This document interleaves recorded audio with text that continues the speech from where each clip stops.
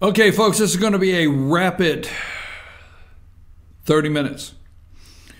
Let's go with the first one. MSNBC News Wall Street Journal poll, President Trump's approval ratings. Okay, as you can see, now only 38% down. Now, they never give you the margin of error, right? It's 3.27 margin of error, plus or minus. So it could be close to the same as what they're calling it in September.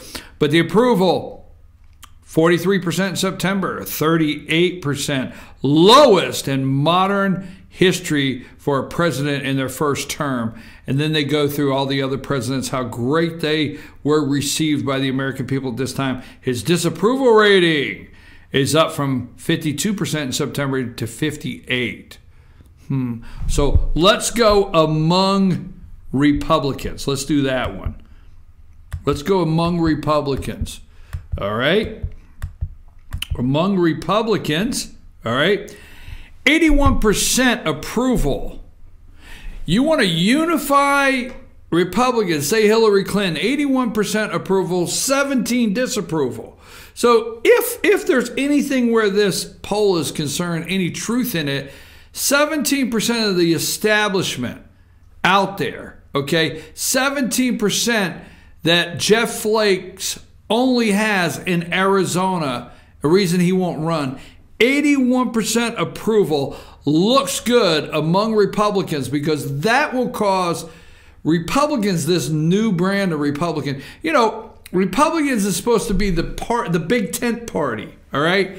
And the 17% love the big tent party, but they, you know, they kind of feel like it's the circus tent now. It's like the big top circus tent that Trump has as a party, 81%. So let's go to Dems to control Congress. This is what they're trying to lead you to believe. Who should control Congress? The poll says Democrats should control Congress, 48%, Republicans only 41%. So we're going to push those three things together, keep an eye on the midterms. But don't forget, 81% of Republicans right now in this poll are showing a favorable rating of the President of the United States, only 17%. That's the Dean Heller crowd / Jeff Flake / little Bobby Corker that are against it. All right, now let's go with what's next. Let's go with opiate addiction. Show me that picture, okay? Now, this is the opiate addiction in Cabel County, West Virginia, all right?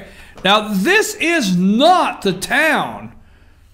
This is not the town. When you hear West Virginia, this is not the town in West Virginia that, you know, 3 million pills went through this small pharmacy in the middle of nowhere. This is not the town.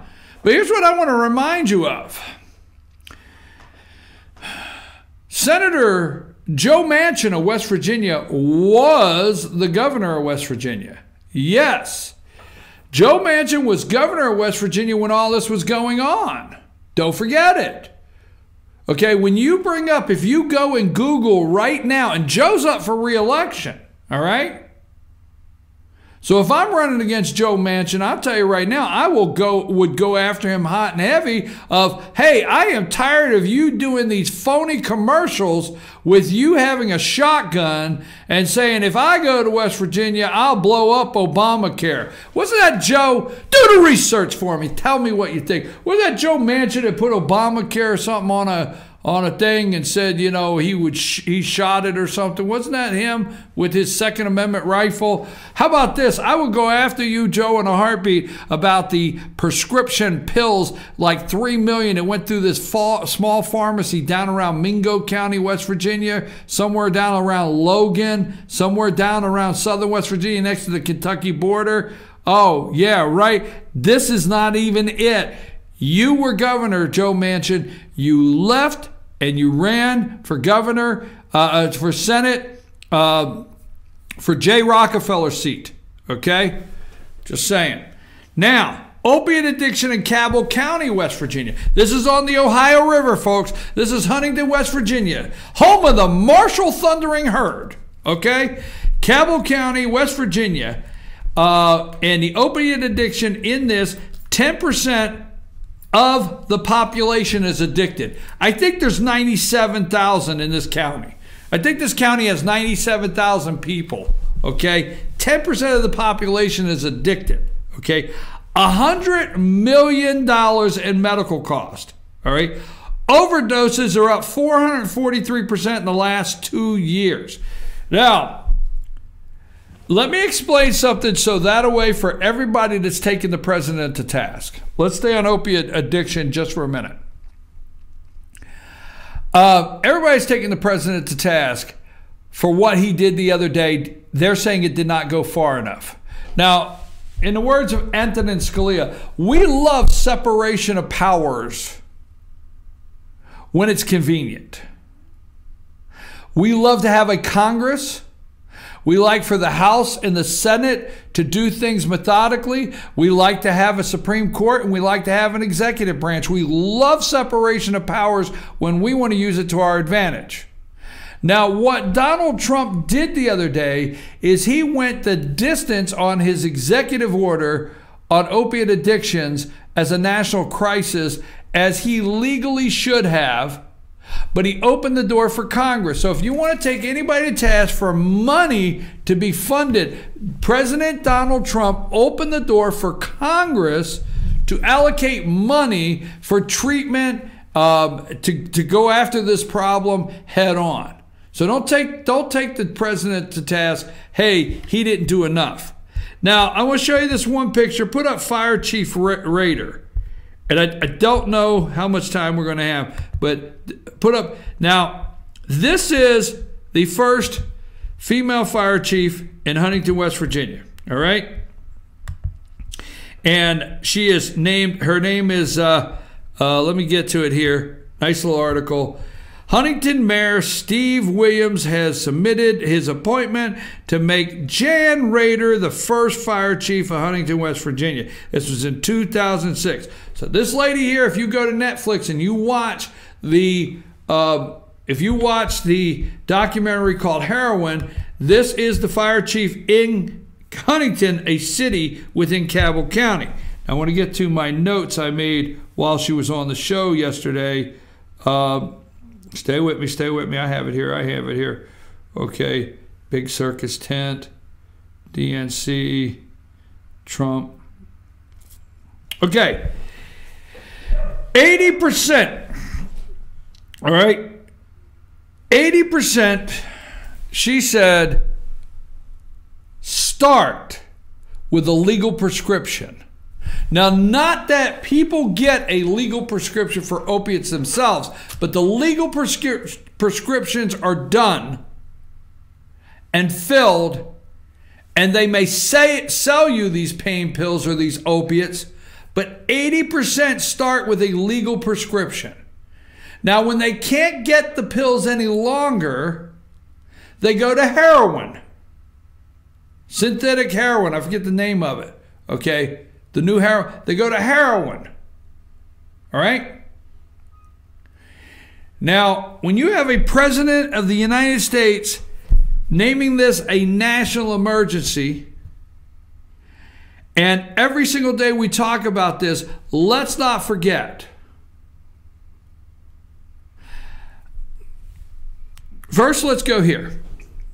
There are some very good doctors that prescribe pain medication. There are people that live in pain daily. Pain is the hardest thing to diagnose. In a lot of ways, all doctors could do is ask you. There's no medical test for pain. There's that I'm aware of. There's no real way to say this is your level. That's why when you go in the doctor's office, they got a 1 to 10, and they got a smiley face to a frown face to tears coming out of your eyes, and they say, from 1 to 10, where is your pain? All right. So we have surgeries, we have back problems, we have things that happen to people that they are an enormous amount of pain they live in every day. B, we have some very good doctors that prescribe things to help alleviate the pain of their patients. And C, I don't know if I'm at A, B, C, or D, but C, we have some pharmacies, very good pharmacies, that prescribe this medication based on the prescription of good doctors. Now, let's say all that happened. We have a pharmaceutical industry that knew. They have lobbyists. They have drug dealers. Okay? I'm going to get in really big trouble here. But we don't like drug dealers. Do you know me? If you don't know me, I can't stand it. I can't stand it. I can't stand drugs. I have zero use for drugs. I talk to people about their grandchildren. I talk to people about the little kids in this country. No use whatsoever. Nothing bothers me anymore to see the beautiful little kids, grandsons, granddaughters, 10, 11 years old, playing football. Let me tell you something. I watched a football player last year on the sideline, one of the best running backs I've watched in a long time, play with grit, hard, good kid, in jail with heroin right now. In jail, heroin. I'm tired of it. If you don't know me, let me be clear right now. Zero tolerance for drugs. Zero. That's me. I don't care how nice of a haircut. I'm going to be serious. I don't care what suit and tie you wear. I don't care how nice your car is. I don't care how you look. Meaning the people that are actually moving and pushing these drugs look like your local little, let's not go there. I know I'm going on the edge of getting in trouble, okay? You always put up these preconceived notions of the drug dealer. The guy going, psst, hey, come back here in the alley. He gets it from somewhere, okay? I watch Breaking Bad. Anyhow, I have zero tolerance for it. So what about the Congress? We actually have drug dealers on the floor. You have, not on the floor, that was lobbyists, we'll call lobbyists. You have pharmaceutical companies. You have pharmacies, okay? Folks, you cannot just go for treatment, okay? Now, I don't want to say he said this quote because I'm going to use the example. I'm not even going to use Congressman's name. When it comes to immigration, I hear a congressman say all the time, don't grab a mop and mop the floor until you fix the pipe in the wall. The pipe is broken in the wall. It's flooding. Don't mop the floor. Fix the pipe, then get the mop. Okay, I understand we need treatment now. People are dying. A couple hundred people a day in this country are dying from this. All right, I understand we need treatment now. I'm okay with that. But fix the problem. The problem is some suit and ties need to go to prison. Not just the tattoo guys at MS-13. Not the drug dealer on the corner. Not the person that's, psst, hey, come over here. I want to sell you 5 pills so I can get enough money to get some more myself because I'm addicted. I want to see some suit and ties go to prison. That's what I want to see. Sorry. Okay, maybe I got to. But this lady here, 80% start with a prescription drug. 80%. All right. Okay, let me see what else I have here to go through to Twitter. We'll go through the Twitter deck, President of the United States. Go ahead and take that down. But wait, but before you do, this fire chief, I watched, I'm going to ask you, go to Netflix, watch Heroin. I watched her on Chuck Todd. I like this lady. This is a hardworking lady. I can't, just watch it, send me the notes because I really like this. I want to say how much I appreciate this person. And there's, you know, here's what she says yesterday, like one in like 5% of their calls are for fire calls. Only 5%.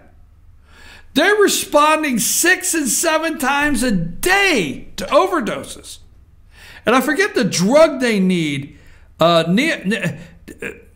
Google for me the drug needed to bring a heroin overdose back to life. I don't know how to put that. If you're on a heroin overdose, there's a drug that she wants available to bring them back to life. That's very controversial because it continues the addiction. You know what she said? Look, if you're not alive, you can't get off of it. So there is a drug that they brings them back to life that she wants. But we have fire chief and EMS directors all over the United States that you and I are funding with equipment and everything they need to handle overdoses on a daily basis. So, we able to find that, Sam? What did it say it?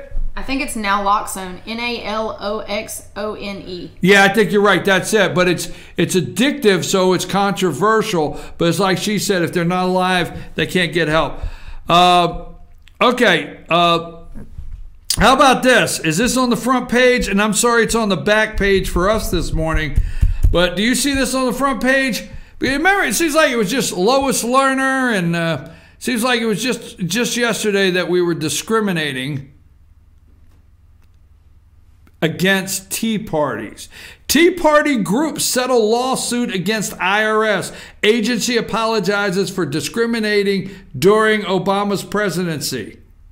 Discriminating. Singling out Tea Parties. Could it be true?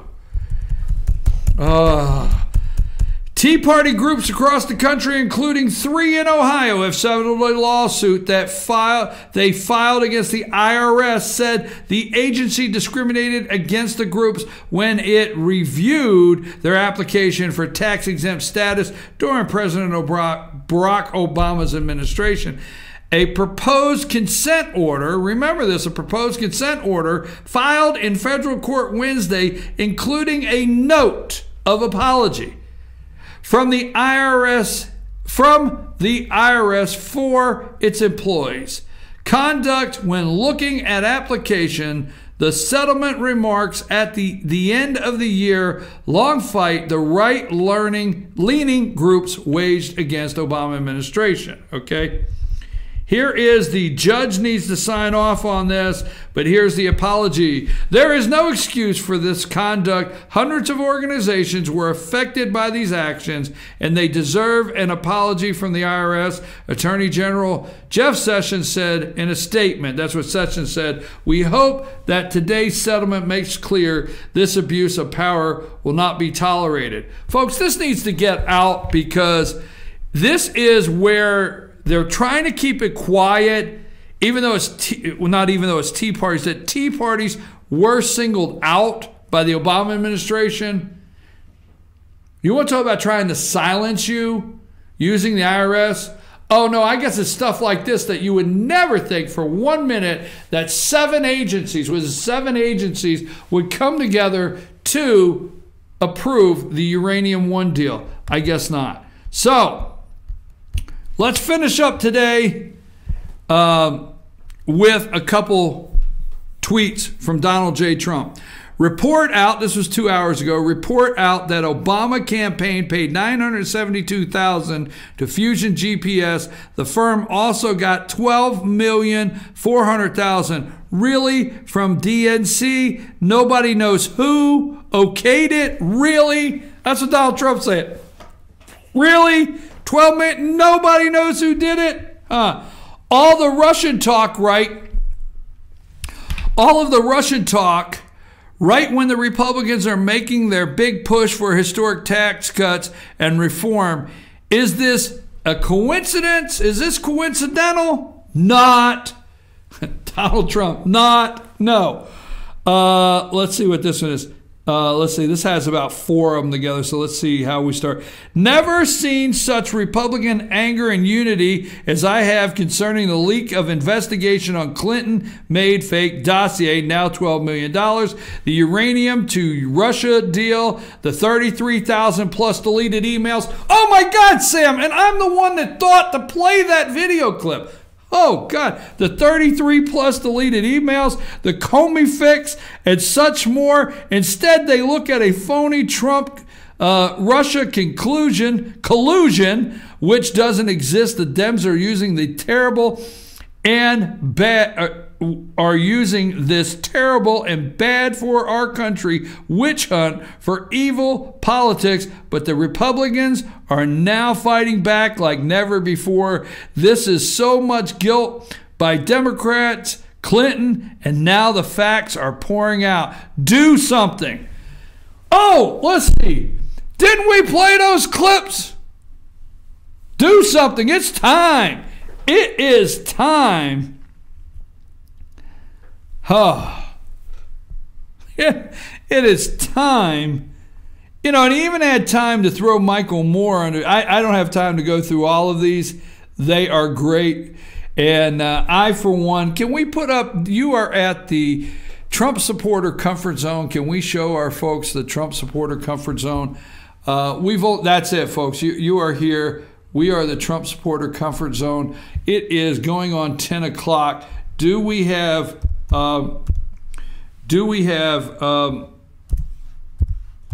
anything?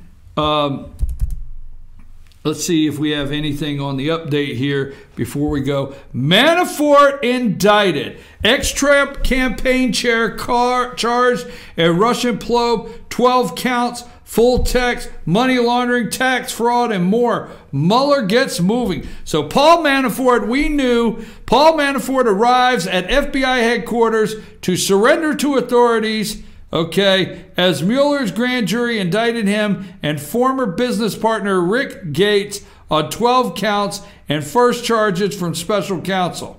Okay, so Paul Manafort has been charged.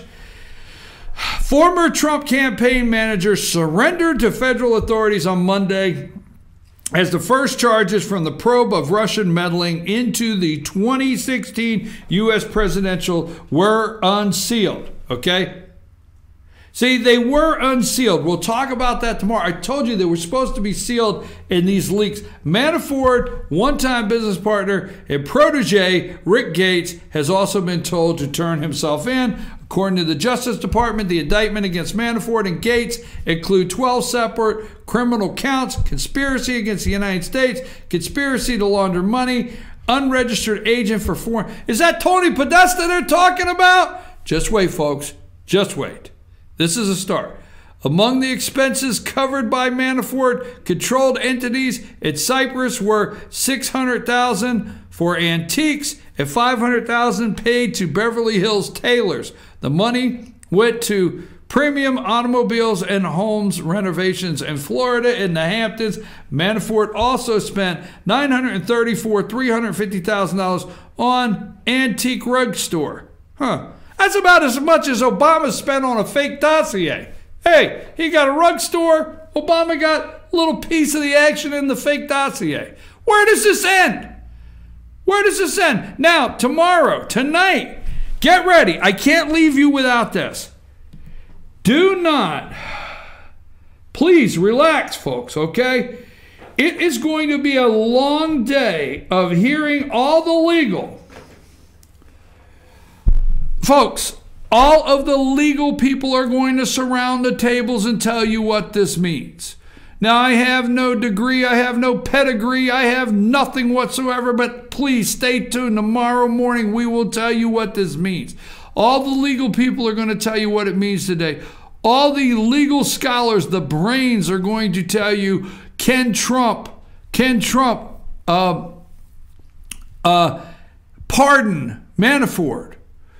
They're going to tell you, is Flynn next? Can Trump pardon Manafort if it stops the investigation into him? Would that be a, let's see, what would we call that? What's that thing they kept calling it? They kept calling it, they really want they want Trump to be in trouble for, I forget what it is that they want him to be in trouble for. What was it, Comey, that they were all upset? It said that he should be in trouble for something injustice. I don't know. I'll think of it later. But Trump, can he pardon Manafort? We're going to find out. Can he do it? All right. We're going to see. That's what we know. Hey, I'm your host, BKP. It's 9:57. Just a couple things before we go. We have nightly shows. I want to thank the one gentleman. You know who you are out there. I will call you today. I know you sent a message this weekend because I have been asking people if you want to help me do research on this. If you want to help me do research on any of the things we're working on, I need that help. So I asked one of you gentlemen, one of you sent a message, 706-889-9700. If you want to be a part of FetcherNews.com, you want to be a part of my investigation team on certain things that we're looking into, get in touch with me. If you'd like to be a reporter here at FetcherNews.com, sports reporter, we're looking for sports reporter for upcoming winter sports here in North Georgia. You can get in touch with us, chief at FetcherNews.com. And don't forget, on Fridays, we have our Ask the Doc segment. Thank you, Georgia Cancer Specialist. That's Ask the Doc. So don't forget, on Friday, if you want to send a question, we may be able to get the doc to answer your question. You send that to info, I-N-F-O, at FetcherNews.com. You send that to us. Put in the title, obstruction of justice. Put in the title, ask the doc, and the question. We'll get that to the doc. Let's see. Can Trump pardon Manafort if it turns out that it takes the investigation off Trump, which would turn it into an obstruction of justice? Wow! Can't wait to get here tomorrow. Folks, I'm your host, BKP. Stay with us. Tomorrow, hey, we got a sports show we're getting ready to launch. We got all kinds of things we're getting ready to have happen. I need a new producer here. Sam, you're okay. Relax. But we need a new producer. I got the dirty look. And I got to go because the place has gone to the dogs. I'm out.